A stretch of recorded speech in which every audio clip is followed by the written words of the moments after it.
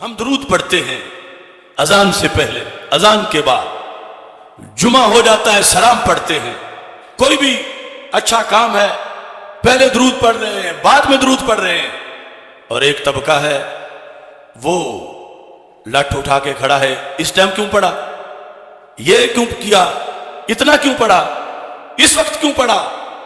وہ اس چیک ان پہ لگے ہوئے ہیں، روکتے ہیں۔ سنن کبریٰ جو بہقی کی 14ویں جلد ہے، اس میں باب ہے، باب یہ ہے باب الصلاۃ علی رسول اللہ صلی اللہ علیہ وسلم عند الذبیحۃ، قربانی کرتے وقت درود و سلام پڑھنا، قربانی کرتے وقت درود و سلام پڑھنا۔ اب کتنے لوگ ہیں وہ کہیں گے یہ مسجد رضا مجتبیٰ والوں نے نیا درود متعارف کروا دیا ہے، پہلے تو جمعے کے بعد، اب یہ کہتے ہیں قربانی کرتے وقت، تو ہم نیا دین نہیں اصلی دین پرانے والا پیش کرتے ہیں، اصلی دین، اور یہ اللہ کی توفیق سے ملتا ہے۔ نمبر 19712 میں یہ جو ترجمۃ الباب قائم کیا گیا ہے سند کے ساتھ، انہوں نے امام شافعی رحمت اللہ علیہ کا قول پیش کیا۔ قال الشافعی رحمہ اللہ تعالی والتسمیۃ علی الذبیحہ بسم اللہ، آگے چلتے چلتے کہتے ہیں ولا اکرہ، امام شافعی کہتے ہیں ولا اکرہ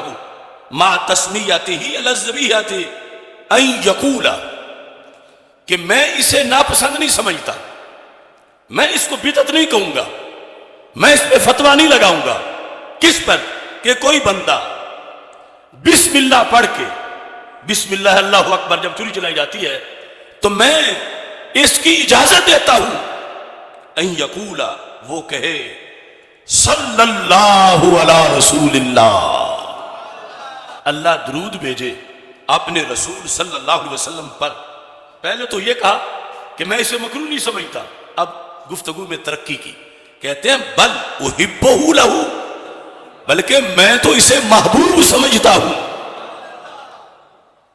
اب ان لوگوں کے پیچھے کیا نسب ہے جو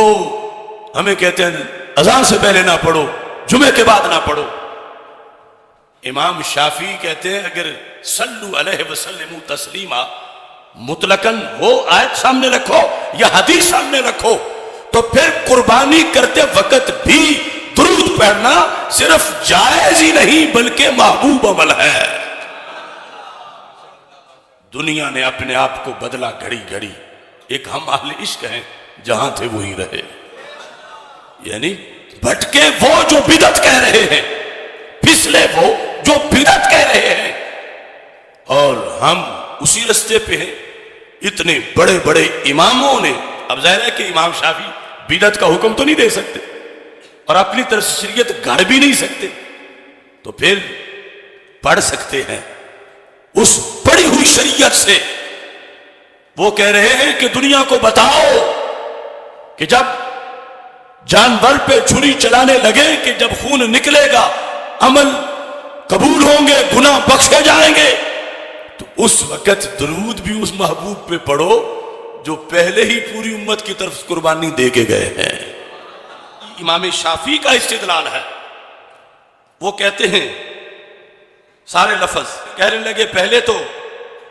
ولا اکرہ ما تسمیتہ علی الذبیحۃ ان یقول صلی اللہ علی رسول اللہ بل احبہ لہ،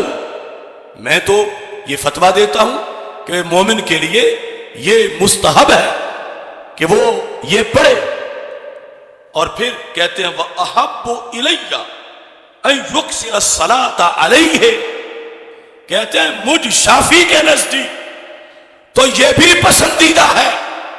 کہ چھری چلنے کے بعد گوشت بنایا جا رہا ہو تو پھر بھی پڑتا رہے، گوشت بانٹا جا رہا ہو تو پھر بھی پڑتا رہے،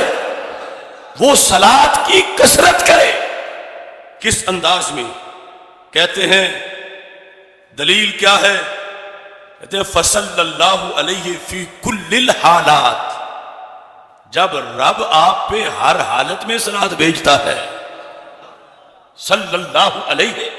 فی کل الحالات لأن ذکر اللہ والصلاۃ علیہ ایمان باللہ، امام شافعی کہنے لگے اللہ کا ذکر کرنا، وہ جو چھری چلاتے وقت بسم اللہ کہا ہے، والصلاۃ علیہ، رسول پاک صلی اللہ علیہ وسلم پہ درود پڑھنا، اسے ہم کیا سٹیٹس دیں، کیا عمل ہے یہ، اسے کیا کہیں؟ تو امام شافعی کہتے ہیں اس کا نام ہے ایمان باللہ، یہ ایمان ہے اللہ پر، یوں کرنا یہ ایمان ہے، بدعت نہیں، ایمان ہے، یہ عبادت ہے۔ اس وقت بھی درود پڑھنا یہ عبادت ہے، یعنی یہ سارے لفظ